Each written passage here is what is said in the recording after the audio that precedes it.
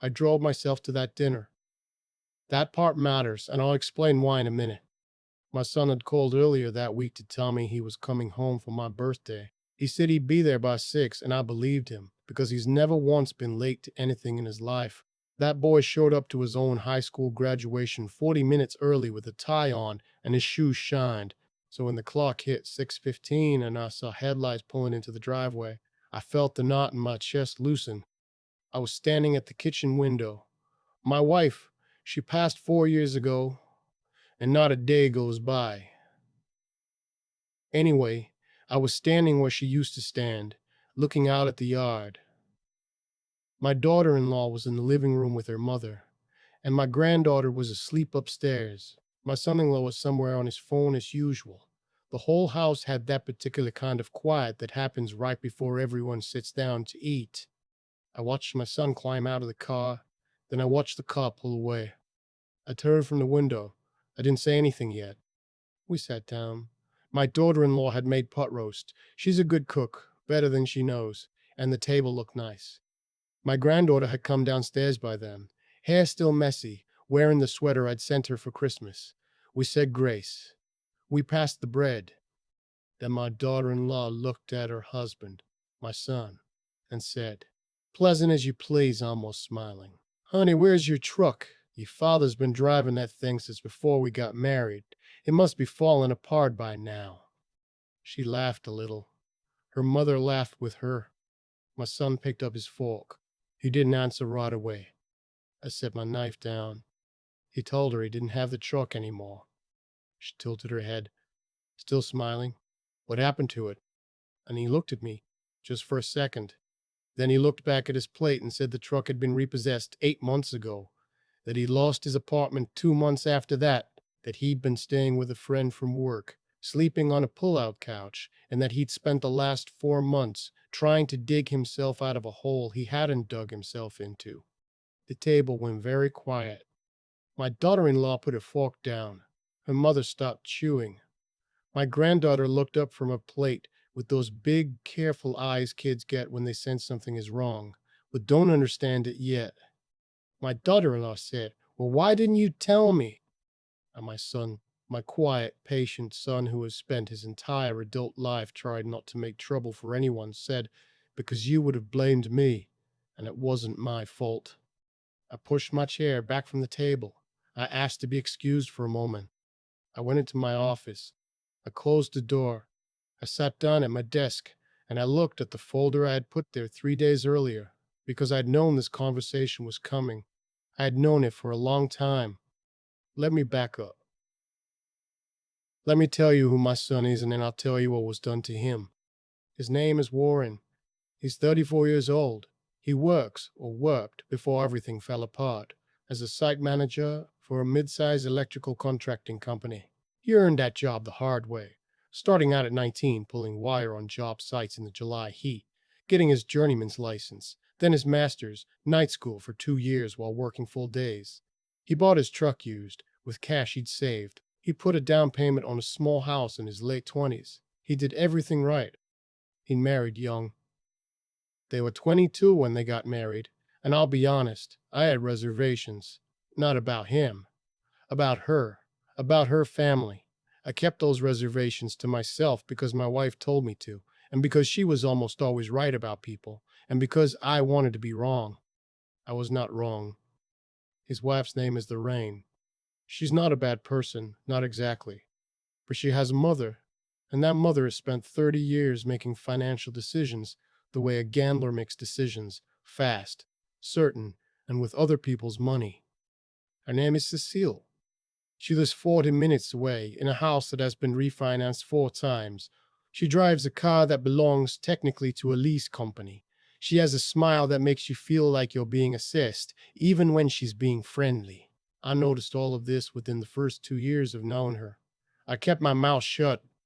The first time I noticed something was wrong was about 6 years ago. Warren called me on a Tuesday night, and he sounded the way a person sounds when they're trying to be calm and failing. He told me that a creditor had called his cell phone about a delinquent account.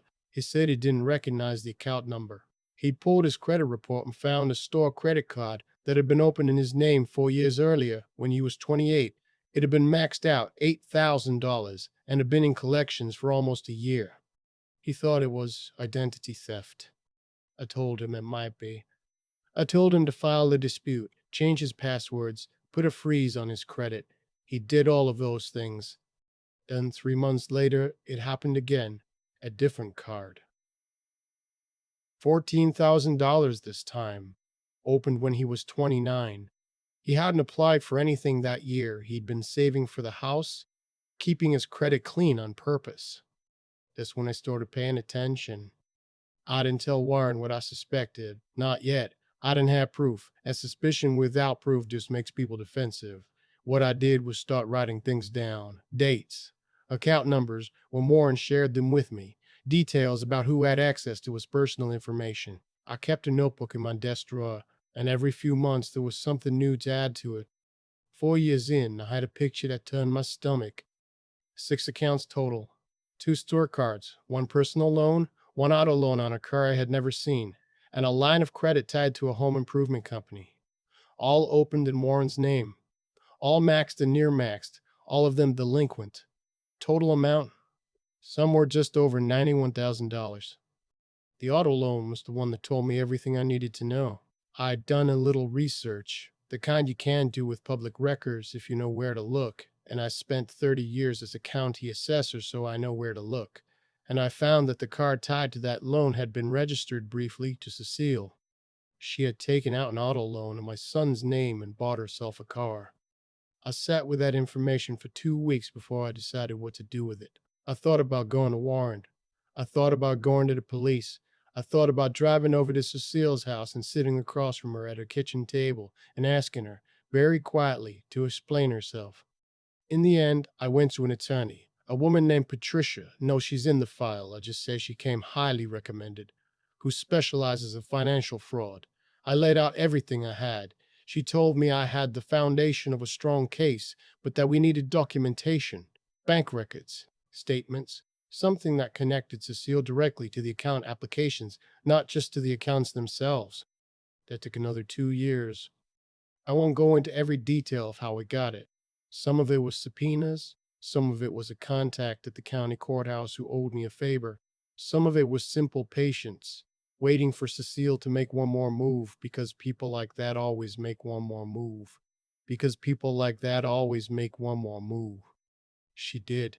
She applied for a personal loan, $60,000, using Warren's social security number and an old address of his. She'd somehow kept 8 months ago. The loan was denied because by then Warren's credit was so destroyed there was nothing left to take. But the application left a paper trail, and that trail had her fingerprints all over it, figuratively speaking. The attorney filed the civil complaint 4 months ago.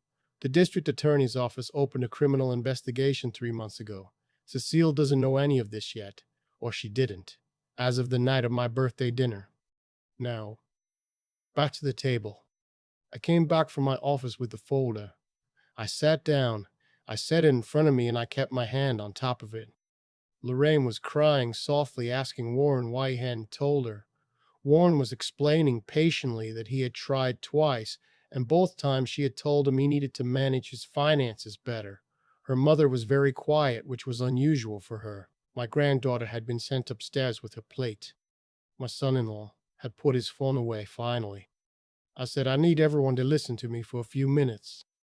I told them that Warren's financial problems were not the result of poor management. I told them that someone had opened fraudulent accounts in his name over a period of approximately 6 years, and that we knew who it was, and that the matter was now in the hands of both the civil attorney and the district attorney's office.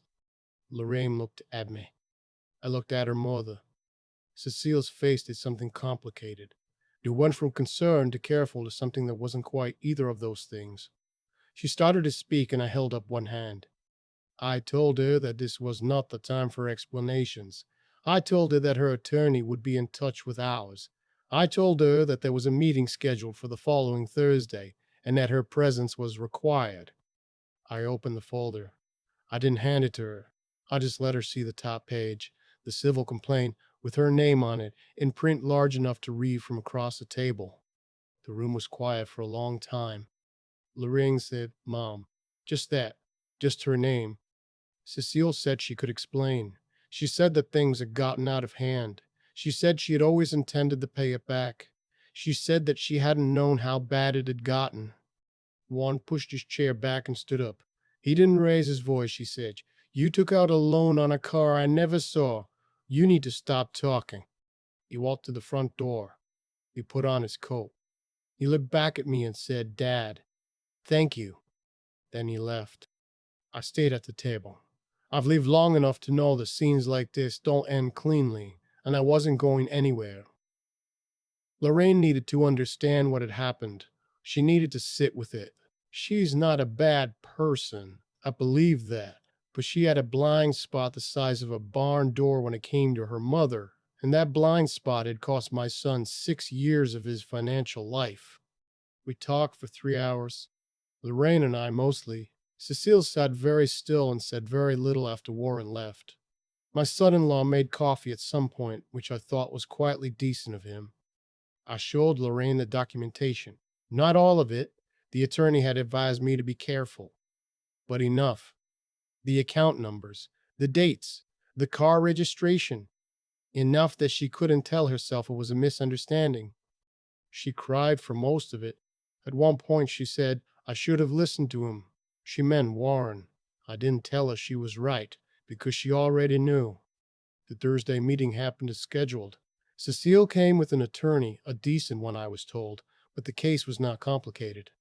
The paper trail was thorough. She was 63 years old, with no prior criminal record, and not mattered to the DA's office, but not as much as $91,000 in fraudulent accounts mattered. There was a plea agreement, 5 years probation, restitution, community service, no prison time, which I have complicated feelings about, but the attorney explained to me that first-time offenders over 60 rarely see the inside of a cell in this county, and that the restitution order was what mattered most. The restitution meant Warren would get his money back. Not immediately. It would be paid back over years through wage garnishment and whatever Cecile could liquidate, but it would come back, and the civil judgment gave him additional recourse if she missed payments. His credit, once the fraudulent accounts were marked and removed, recovered faster than anyone expected. He qualified for a mortgage again inside of 18 months. He bought a house smaller than the one he'd had, but his. He's driving a used pickup again, which he says he prefers. He and Lorraine are still married. That surprised me a little, honestly. But Lorraine did something I respect. She went to a therapist, and she told Warren she wanted to understand what had happened to him. Not just the fraud, but what it had been like to feel unheard for years, to try to tell the person closest to him and be dismissed. They've had hard conversations. I don't know everything that was said in them. That's as it should be. My granddaughter is 8. She doesn't know any of the details, and she won't, not for a long time. But she knows her dad got a new house, and she has a room there with purple walls because Warren let her pick the color. She stays there every other weekend. And from what Warren tells me, she spends most of Saturday morning making pancakes with him. That image, my son and his daughter making pancakes on a Saturday morning in a house that's actually his, that's the one I hold on to when I think about all of it. Not the folder on the table, not Cecile's face when she saw her name on the complaint, not the 3 hours of crying and coffee at my birthday dinner. The pancakes. I'm 68 years old. I've been a husband, a father, a widower, a grandfather. I've made mistakes. I still think about it 2 in the morning, and I've done a few things I'm genuinely proud of.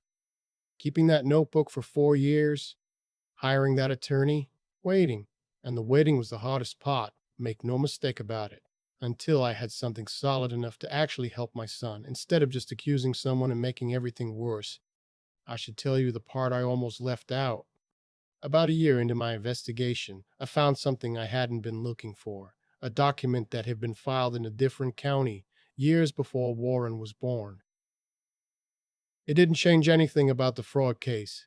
It didn't affect the legal outcome, but it was something Warren didn't know, something that had been kept from him, and I had to decide what to do with it. I'll only say this: Warren has a half-brother. His mother, my late wife, never told him. She had a son before we met, very young, and placed him for adoption. She carried that with her for 40 years. I found out from the document, and I sat with it for a long time before I said a word. I told Warren on a Sunday afternoon, sitting in his new kitchen while his daughter was in the backyard with the dog. I told him as gently as I knew how. He was quiet for a long time. Then he asked me if I had a name. I did. I had a name in a city. The rest was up to him. He reached out 6 weeks later. I don't know all the details of that first conversation. Again, that's his, not mine. But I know that it went well enough that they've spoken 3 more times since. They're not close, but the door is open. My son lost 6 years to someone else's greed. He lost his truck and his apartment and most of his savings and a few years of sleep. He lost the easy faith that the people around him were who he thought they were. But he didn't lose himself. He got up. He kept going. He got a new house and purple walls for his daughter and a brother he never knew existed. I made a pot roast last Sunday and Warren came over. He brought his daughter. We ate at the same table where all of it had come apart, and this time there was no folder. Just food and the radio on low and my granddaughter explaining at length why purple is the best color and why everyone who disagrees is simply wrong. I told her I didn't disagree. She seemed satisfied with that. I think about the notebook a lot. Not the folder. The folder was the ending. The notebook was the beginning, and the beginning is always the part that costs the most.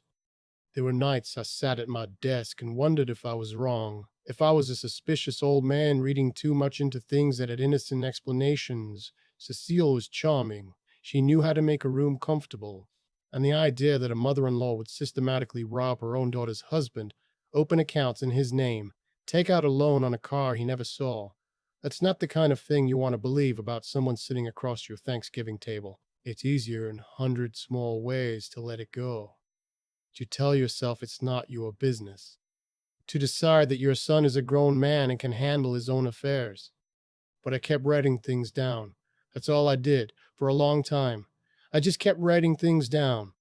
What I've come to understand at 68 is that the people who do lasting damage to the people around them almost always count on exactly that reluctance. They count on you not wanting to make a scene, on you giving them the benefit of the doubt one more time, on the decent instinct that says assume the best about people, an instinct that is genuinely good in most situations, becoming the very thing that allows the harm to continue. Warren did everything right. He worked hard and saved and earned everything he had honestly. That matters because it means the outcome of his story wasn't luck. When things finally turned around for him, when the fraudulent accounts were removed and his credit started to recover, it happened because there was something real underneath to recover to. You can't rebuild on nothing. He had character to come back to, and that's what held. But I also want to say something about the waiting, because I think people misunderstand patience. Waiting those 4 years wasn't passive. It wasn't resignation. I was building something during those years, carefully, piece by piece, because I knew that accusation without evidence doesn't protect anyone. It just creates a fight where the wrong person ends up defending themselves. I've seen it happen. I wasn't going to put my son through that. There's a difference between being careful and being afraid. One protects the people you love. The other just protects your own comfort. I had to be honest with myself about which one I was practicing on any given day. Some days it was closer to the second one than I'd like to admit. What Cecile did was wrong in every direction you look at it, legally, plainly, without nuance. But the thing that stayed with me after the meeting and the plea agreement and all of it was Lorraine saying I should have listened to him because she had the information. Warren had tried to tell her twice. She chose both times not to hear it. Not out of malice, but out of a loyalty that had never been examined, never tested against what was actually true. Unexamined loyalty is its own kind of damage. Warren lost 6 years. He got most of it back, which is more than a lot of people get. His daughter has purple walls.